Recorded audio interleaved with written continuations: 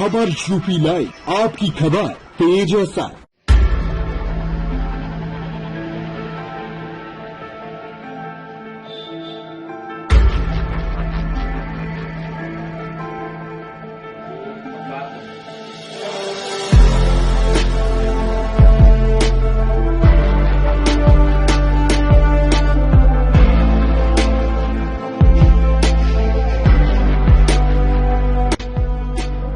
खबर यूपी पर बस्ती के कृषि विभाग में सब्सिडी के नाम पर किए गए करोड़ों के घोटाले की खबर दिखाए जाने के बाद बीजेपी के विधायक संजय प्रताप जायसवाल ने अब मोर्चा खोल दिया है। पूरे मामले को लेकर जिले के अधिकारियों की चुप्पी यह साबित करती है कि कहीं न कहीं भ्रष्टाचार को उन सभी की मौत सहमति है। इस पूरे मामले का खुलासा होने के बाद अधिकारियों ने औपचारिकता पूरी करते हुए केवल एक जाँच टीम गठित की, लेकिन दोषियों के खिलाफ अभी तक कोई कार्रवाई नहीं हो पाई है। इस बात की जानकारी जैसे ही बीजेपी के विधायक संजय प्रताप जायसवाल को हुई तो उन्होंने 2 दिन बाद शुरू होने वाले विधानसभा सत्र से पहले सवाल लगा दिया है, जिस पर जिले के अफसरों में अब हड़कंप मचा हुआ है।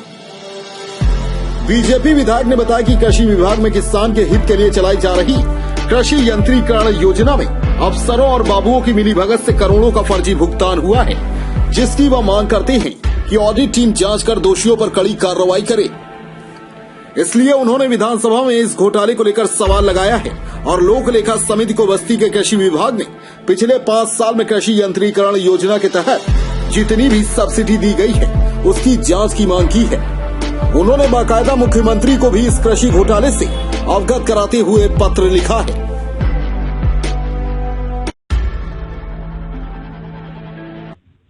जो कृषि विभाग में जिस तरीके से कृषि यंत्रीकरण योजना में गोलमाल हुआ, भ्रष्टाचार हुआ, इसको लेकर आपने शासन को अवगत कराया, किस तरह से इस पूरे भ्रष्टाचार का पर्दा उठाया?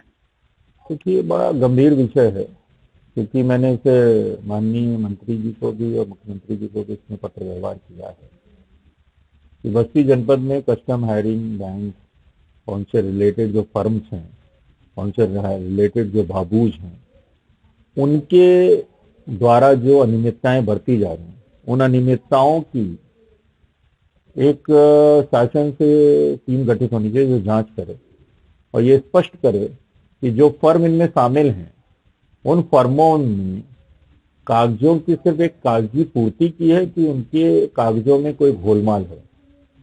और मुझे ऐसा प्रतीत होता है कि जिस तरीके के साक्ष्य लोगों के द्वारा बताए जा रहे हैं उनसे कहीं ना कहीं शासन को इसकी गंभीरता से देखना पड़ेगा और जो संबंधित लोग हैं उनके खिलाफ कार्रवाई होनी चाहिए। मैं विधानसभा में इसको सवाल के रूप में भी उठाऊंगा और कोशिश करूंगा कि बस्ती जनपद में व्याप्त भ्रष्टाचार का समापन किया जा सके। कृषि विभाग में जो ये योजना चल रही थी कृषि यंत्रीकरण, इसके अंतर्गत कस्टम हायरिंग में शामिल ये 2 योजना थी, फुल प्रूफ योजना थी। उसके बाद भी बाबू और कुछ कृषि विभाग के दलालों ने इसमें सेंधमारी कर दी और फर्जी किसान, फर्जी फर्म करोड़ों का नुकसान हो गया, ट्रैक्टर खरीदे नहीं गए, यंत्र खरीदे नहीं गए। नहीं, बिल्कुल सही है। अगर है ऐसा तो शासन की जो टीम गठित होगी इसकी जांच करेगी और मुझे लगता है कि जो दोषी है वो इस चंगुल से बच नहीं पाएंगे। जो भय भूख भ्रष्टाचार का नारा है सरकार का, मुख्यमंत्री जी की जो शक्ति है, उससे मुझे पूरा एहसास है कि ऐसी जो फर्में इन्वॉल्व हैं इस तरीके के करप्शन में, उन पर निश्चित कार्रवाई होगी और किसानों के लिए जो योजना बनाई गई है वो पूरी होगी और इसकी ऑडिट भी कराई जाएगी।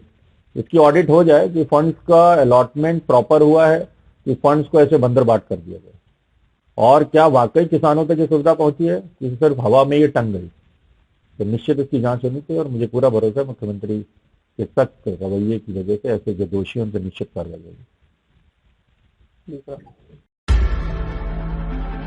दरअसल कृषि विभाग में व्याप्त इस भ्रष्टाचार को जब हम सभी के सामने लाए तो पता चला कि फर्जी फर्म और फर्जी किसान बनकर कईयों ने सब्सिडी का फायदा ले लिया और उनके साथ विभाग के बाबू और अफसरों की भी मिलीभगत थी।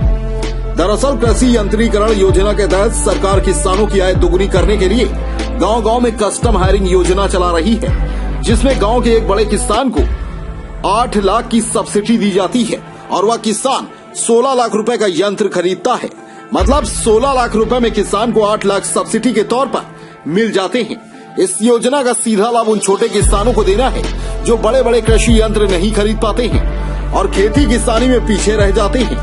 लेकिन बस्ती जिले में ट्रैक्टर एजेंसी के मालिक फर्जी किसान और फर्जी फॉर्म सहित विभाग के बाबू ने मिलकर इस योजना पर ऐसा पलीता लगाया मानो जैसे यह सरकारी योजना नहीं उनकी बपौती है।